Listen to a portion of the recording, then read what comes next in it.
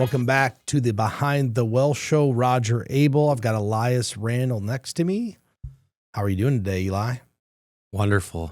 I feel like I need to give you a grand. Do better. We need a more grand opening, kind of like when Doug does the radio show, and sure, you're the new sheriff, whatever he calls you. Sure. Yeah. Go ahead. So I've got an interesting topic to talk about this week, and occasionally I wake up in the middle of the night and I just start reading the articles on Bloomberg, and this one ran by. Do you send those to anybody in the middle of the night? I sent this one to Molly at 1:30 in the morning. I bet she read it right away. I hope I didn't wake her up. But if I don't do it, I'll forget. Yep, right? Like, You get a good idea, you got to figure out how to get it off your plate. And the first thing that came to mind when I read this article was Dave Ramsey was right. What's Dave right about? See, you like how I set that up.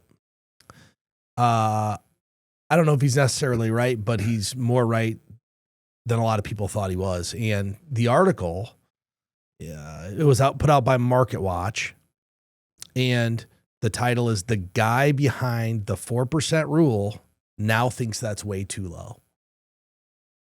Does he? How did he determine that? Well, if we remember just the background on that, Bill Bengen is the individual who kind of created the idea of the 4% rule. And really it was built on a portfolio of 55% stocks, 45% bonds.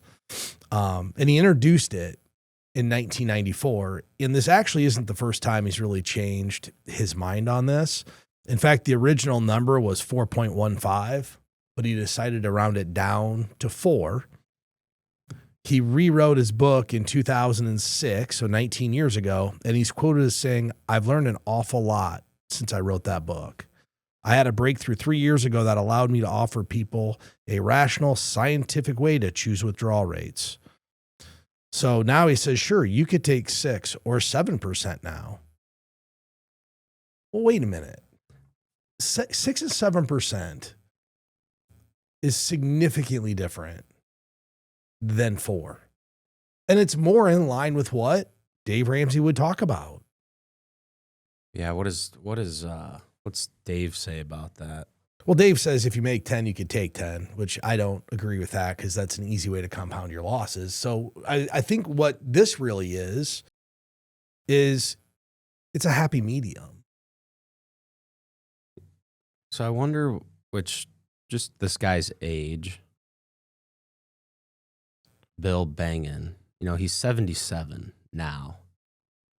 So I almost wonder at 77 years old, does he feel like he has underspent during his retirement years? And likely. Maybe he wishes he psychologically, what if he's now 77 and I don't know what he has as far as investable net worth, but what if he's having thoughts of, man, there's some stuff I wish I would have done. Well, here's and I had this money and I don't know what I can spend it on now. Yeah, so now he's twisting the data to figure out how to rewrite it. And what he did, the original model only had stocks and bonds.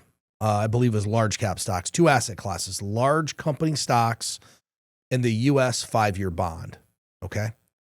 Well, then he built a more sophisticated model that included large cap stocks, mid cap, small cap, a much more diversified portfolio.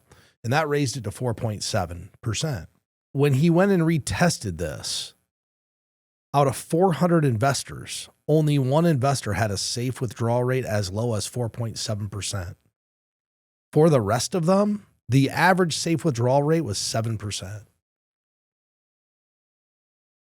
I actually got goosebumps. Like, how many people have lived by this 4% rule and have just massively underspent in retirement? And we actually see it a lot. And here's the other thing. There are institutions and advisors and all kinds of people who have bought in to this idea of this 4% rule. And we talk about a lot with our customers. We don't believe in the 4% rule. We never have. That's not part of our core competency. Our thoughts have always been giving people personalized advice. And for some people, it's a higher withdrawal rate, and some people it's lower. But never have we said, yep, just take 4 and call it good. And you asked me a question before we started this show. Why would advisors just use the 4% rule? And my response was because it's just easy and they don't have to put any effort into that thought.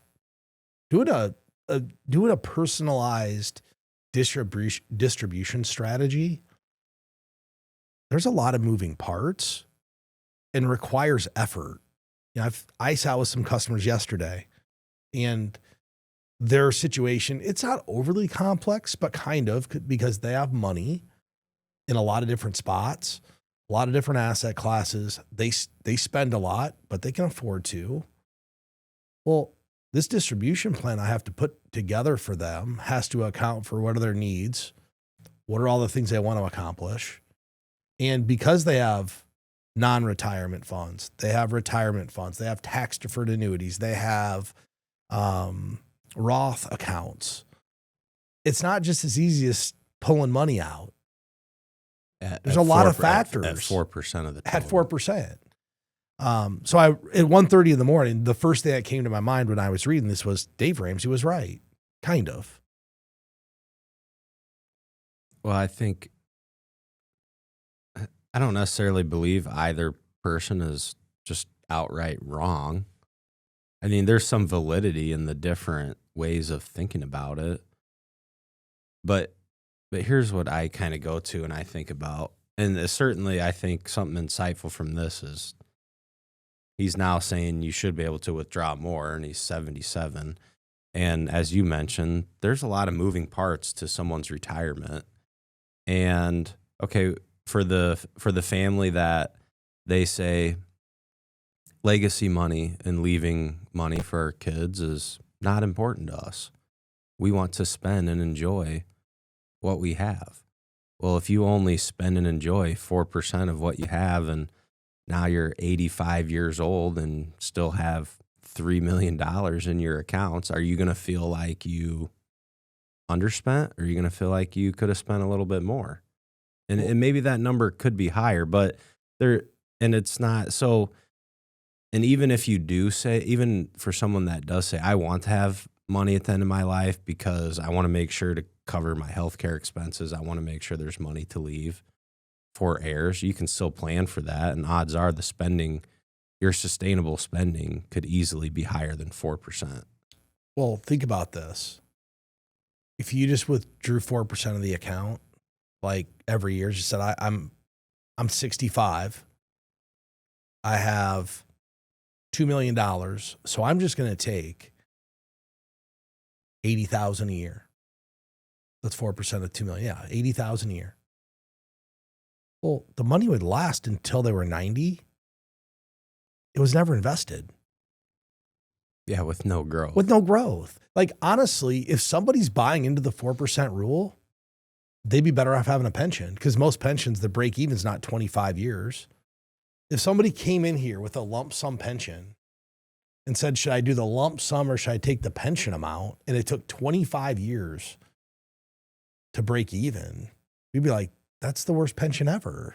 This is your own money. Right. Yeah. That's a good example. But people just don't think about it. And I think the reason we brought this up was just to bring to light why a personal withdrawal strategy is really important. And there is really no one size fits all. I just, every time I think about this 7%, and even if you don't use it, but you just use this guidance, if someone had $1 million, you're now talking about taking $70,000 a year instead of 40. That's a significantly different lifestyle in retirement. I mean, it's massive. Yeah. And without any growth, I mean, what, 70,000 a year into $1 million. I'll give you a great example. How many people are at home, Elias, doing this? Nearly 15 years. How many people at home are doing this? I know they're doing it because I anchor to this. Okay, I want X amount of income when I retire. Well, just take 4 or 5% and back into the number, right? Yeah. Well, apparently that number no longer accurate, 50% higher. So if someone says I need 100,000 a year, it's like $2.5 million. Well, no, it's really like 1.5. It's a difference of working like 7 to 10 years. You think about that. It's literally because let's say your money doubles every 10 years. It's literally like eight less years of work to get the same outcome from 4 to 7. It's kind of wild. I wonder if he's going to catch some heat on this, like massive backlash. Well, he already is because we're talking about it. Yeah, maybe a little bit. It's still, it's one of the most popular rules out there in personal finance. So it's one of the most popular rules, and it's wrong. Cool. Yeah, that's nice. Sounds like that's great. Nice to know. You know what? Hey, Elias, you know what it is? It's an outcome. Maybe not a good one, but it's an outcome. It certainly is. And that would, and that's where, what if someone's working because you think about the person who applies this 4% rule to their portfolio and then they decide that they need to work longer because they don't know if they're financially independent or not. That's exactly what I was bringing up to you. There are people now. So you could be 60, able to retire, but you think, I need to work till my 65, 67, and you can't get those years back. And a lot of times, talk to someone who's older. When I say older, they're older than 75. Talk to them about, do you feel like you could have retired earlier? Do you wish you would have? I bet you there's a lot of people out there that at that time, they're like, man, I probably didn't need to work that extra 5 years. Well, yeah, because they're not going to spend the money. And then ask someone in their 80s, like, how much money are you spending? Of your investment assets, how much are you spending? Almost all of them, their withdrawal rate drops below 4% at some point in their life. Yeah, the only way it really, for most people, the only way it really gets higher a lot of times, because people are anchored to this 4%, is that they have to take an RMD and they decide to not reinvest it. Yeah, your required withdrawals could force you to take. Yeah. So then it could ratchet up a little bit. But let's talk a little bit about, when we put together a tailored withdrawal strategy, what are some of the, I guess, benefits of a tailored strategy versus just a 4% take it, or even now, I guess it's 7. I guess it's 7 now.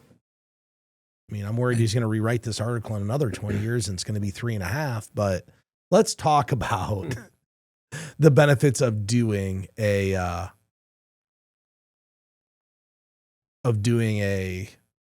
personalized withdrawal strategy. Well, I think when you talk with people about the risk of underspending, and I don't think that's something that people consider enough. So I think that's something that you can plan away. I guess you can eliminate if you know how much you can spend and never run out. And the other thing, when you have a personalized withdrawal strategy, it's going to account for a few things, the different phases of your retirement, like we talk about. The early years being the go-go phase of it, where you're going to most likely spend more money because you're young enough to do it. You have the funds to do it, and you're going to be on the go.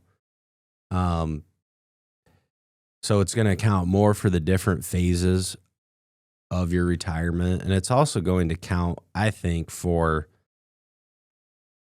the really exceptional years in the market, and also have a plan to outlast the bad years. Where, okay, for someone's growth portion of their portfolio going into 2024 should be up, like 40 to 50%. The market was up for 2 years. Are you talking about from the bottom of 23? Yeah. Well, yeah, let's call it let's be conservative. Let's say they're not all equity, 35%. Well, I'm saying just the growth Oh, portion. the growth portion, yeah, that should be up about 40. Yeah, the growth if portion. not a little bit more. Of It really depends on how much international they held in there. Right. But yes, let's call it 40. Well, so you had 2 excellent years, and you want to do something, or you're going to go do a vehicle purchase, or you're going to do a big vacation. What would stop you from taking gains in your portfolio to go spend and enjoy? Where if you just look at your portfolio and go, I can only take 4% of this. Yeah, ideally you take those gains, you throw them in the income bucket so you're generating more income coming in. That's just because the point of that is if your growth went up 40%, well, you no longer have the same asset allocation as you did before. It's heavier to grow. So what you'd really do is rebalance, which automatically moves the money into the income bucket and starts generating more income for people. And if they wanted to take, like you said, make a big purchase, great. You've already locked in your gains to do so. And that's the time to do it. Right. So I think it also, that 4% rule also, to me, it doesn't account for like strategic rebalancing or anything like we just talked about either. Right. It's just basically assuming your portfolio's always the same mix and you're going to take 4% of it.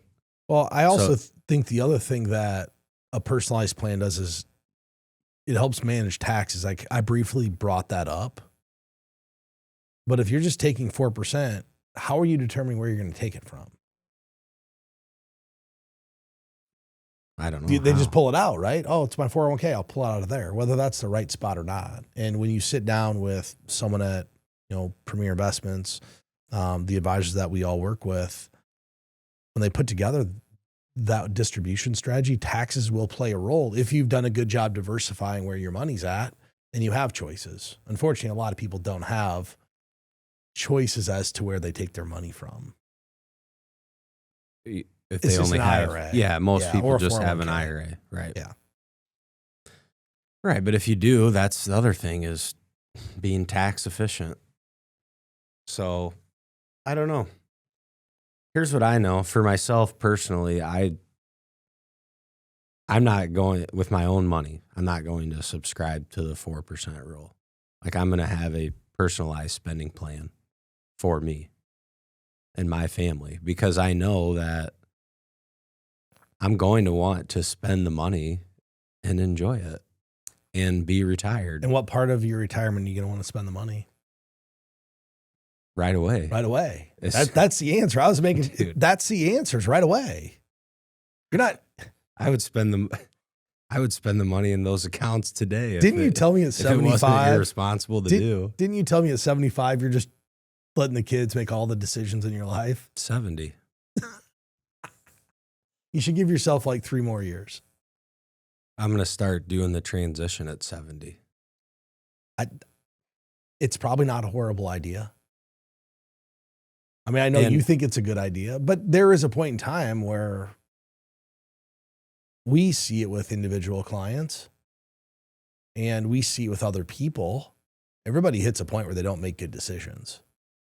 Right. And I also know, I think there's a practical reality for us, right? Which is we don't subscribe to a lot of these general pieces of advice, myths, whatever you want to call them, because our firm has helped thousands of families retire. So we know actually how people do it. And you know how many people that I know that, and you know too, that they've done a great job saving. They have no debt.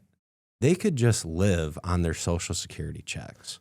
Like their month to month, they could just get by with the Social Security income that they have. So sometimes I wonder why people don't.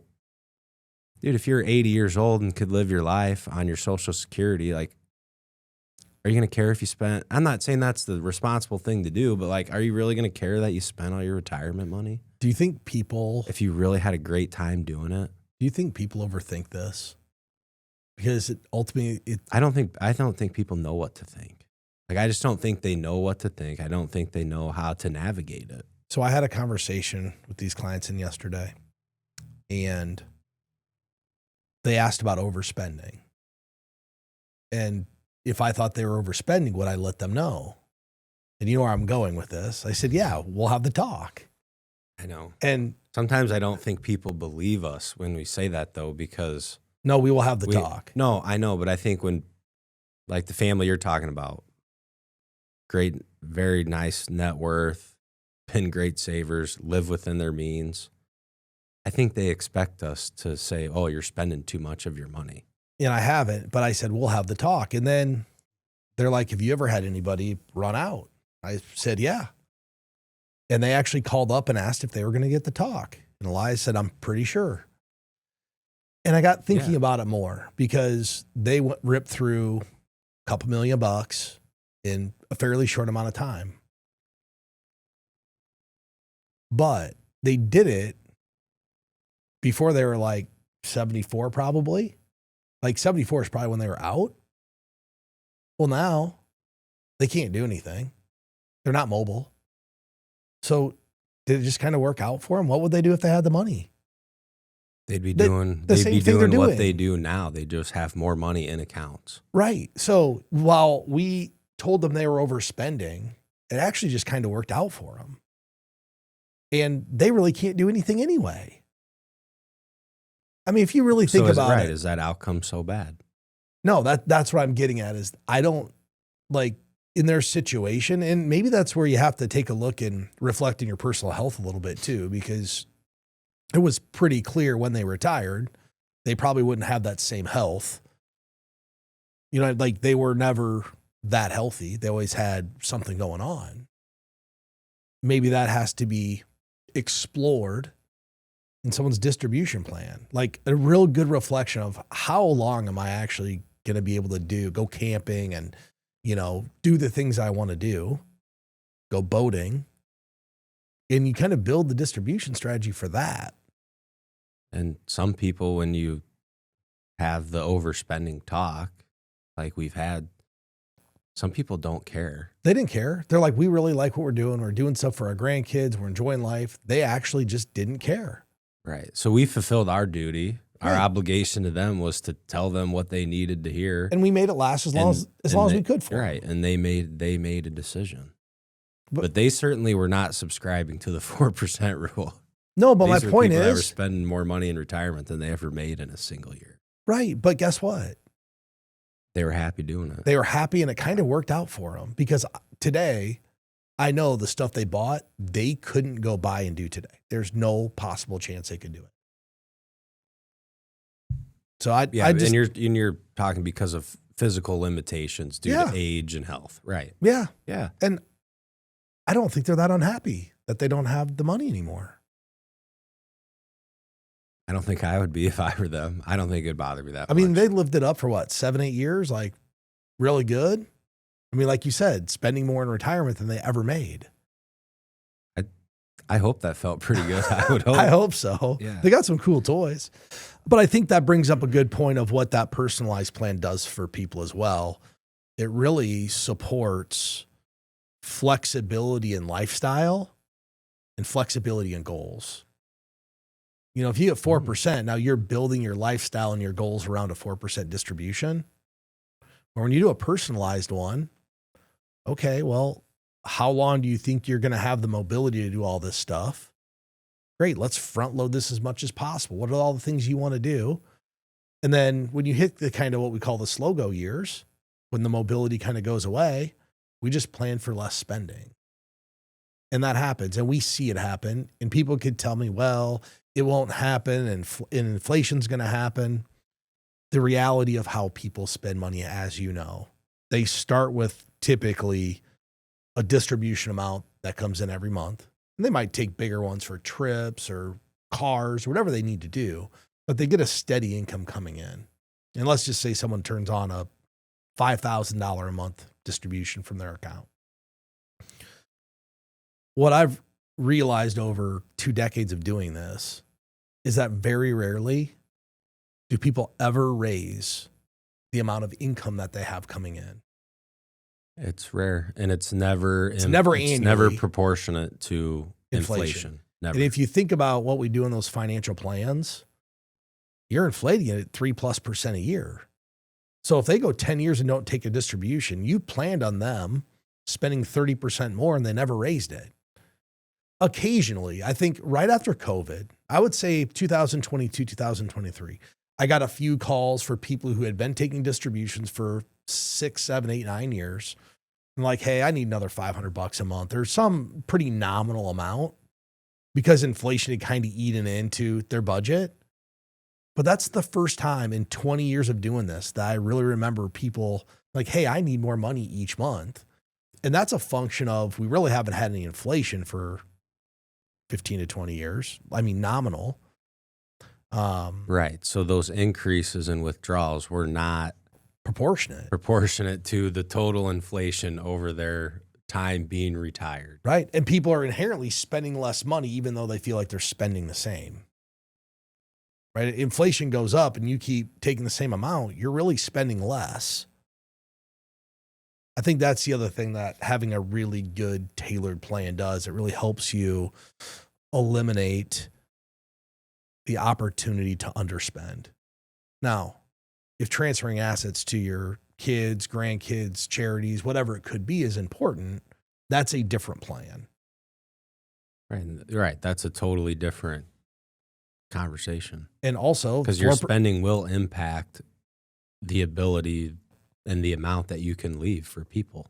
And don't you think that just kind of goes to show how utilizing the financial planning software like we do in a very dynamic way that can help people adapt over time is really the way to do this? Yeah, I do. Yeah, I do believe that. And even with this, and we've talked about, well, maybe 20 years from now, whoever made this would maybe come out and lower it. I would speculate over time, it would not surprise me if sustained withdrawal rates are going to be higher than even this like rule of thumb, or he's saying it could be 7%. He said most of the people were 7%. Only one person had a withdrawal rate lower than 4.7. So not one person was at 4, and the rest were all at 7. Well, and we'll see what happens, but as the investor class grows, more people invest in the market, the demand, and certainly if the demand for stocks continues to go up like it has, like if there's more growth assets available to own, it's possible this sustainable withdrawal rate number could be even higher than that. I mean, that's a lot of speculation, but would I be that surprised? Not really. The other thing I'd point out from one of these 4% articles, and this is a quote from Bill Bangan, who came up with it. I won't eat in restaurants as much. I live a fairly simple life. I don't take a lot of trips, and I'm happy with a deck of cards and 3 other bridge players. And he's 77. The clients we work with, just in general, if you're hiring an investment firm, that's kind of a signal of a few things. One, you've been at least somewhat responsible with your money. You've saved some money, so you have some. And how many people would say, well, how many people do you talk to? We live a fairly simple life, which that's a relative thing to say. You could have someone who's very wealthy tell you that, but maybe their simple life is still more luxurious than someone with less money than them and says, well, we live a fairly simple life. Most people here's what people inherently figure out. They figure out how to have the lifestyle they want. Because one thing people don't do is, I know people, if you don't have enough money to retire, you're not going to cut back lifestyle and retire. I know in that situation, you will work longer. So going into it, once you're financially independent, you've already solved for, I have enough money to maintain my lifestyle for the rest of my life. And here's when you read that, it's him and he has 3 bridge friends. Is that what that said? Yeah, 3 other people to play cards with. Well, guess what's going to happen? 77 years old. Of course you're hanging out and playing cards. And guess what's going to happen more? It's going to get simpler, because while his health might remain well, one of his friends isn't. And I'm watching it happen. I have individual I know that used to go out to eat 3 or 4 times a week with their friends. They're a big, a group of like 4 or 5 couples. Well, now 3 of them have like, medical problems. So now the wives just meet for coffee once a week, because the husbands aren't as healthy as they were. No one was planning on that. Yeah. On lifestyle decreasing in that way. They're forced into that situation. Right. And it's not necessarily the healthy person that can't do it. It's all the group of people that have been hanging out with. They no longer can go do it. So the option then is now we have to build a new friend circle. And I think just people, the best thing for everybody to do is figure out a personalized withdrawal strategy. It does a couple of things for people. It provides a lot of clarity on what you want to accomplish in retirement. It provides a lot of confidence that you can do those things. And I think that's the number one thing when you run through, with a financial plan with an advisor that does it like we do. You're giving people confidence to go spend the money and not be beholden to 4%. And then lastly, it's control. Like, you're in control of your situation and you're not sitting back and someone else told you get 4%. And I always think back to Dave Ramsey when he bagged it. This is a year ago. I mean, he blew up because George Camel said something about the 4% rule. And he's like, George is wrong. Well, why? Because all of these things don't happen with a 4% rule. And you've worked really hard to get to retirement. You owe it to yourself to figure out how to get the absolute most out of it. Well, and at the end of the day, you're going to get the most out of it, or someone else is going to. So it might be an oversimplification, but that might be a good upside down question to ask yourself. Do I want to get the most out of this money? Do I want someone else to get the most out of it? I think that's a good way to end the show. That's the mic drop right there. There you go. Appreciate it. Hey, everybody, we want to thank you for tuning in this week. If you enjoyed the content, do us a favor, subscribe to the channel. With that said, appreciate you guys listening. Hopefully you tune in next week. The opinions voiced in this show are for general information purposes only and are not intended to provide specific advice or recommendations for any individual. To determine which investments may be appropriate for you, consult with your attorney, accountant, and financial or tax advisor prior to investing. Premier Investments and Wealth Management and LPL Financial do not provide tax advice. Please consult your tax professional. Economic forecasts set forth may not develop as predicted, and there can be no guarantee that strategies promoted will be successful. There's no guarantee that a diversified portfolio will enhance overall returns or outperform a non-diversified portfolio. Diversification does not protect against market risk. Rebalancing a portfolio may cause investors to incur tax liabilities and/or transaction costs, and does not assure a profit or protect against loss. All performance referenced is historical and is not a guarantee of future results. All indices are unmanaged and cannot be invested into directly. There is no assurance that the techniques and strategies discussed are suitable for all investors or will yield positive outcomes. The purchase of certain securities may be required to affect some of the strategies. Investing involves risks, including possible loss of principal. Rebalancing a portfolio may cause investors to incur tax liabilities and/or transaction costs, and does not assure a profit or protect against loss. Consult your tax professional about eligibility to Roth and traditional IRA contributions. Contributions and earnings in a Roth IRA can be withdrawn without paying taxes and penalties if the account owner is at least 59 and a half and has held a Roth IRA for at least 5 years.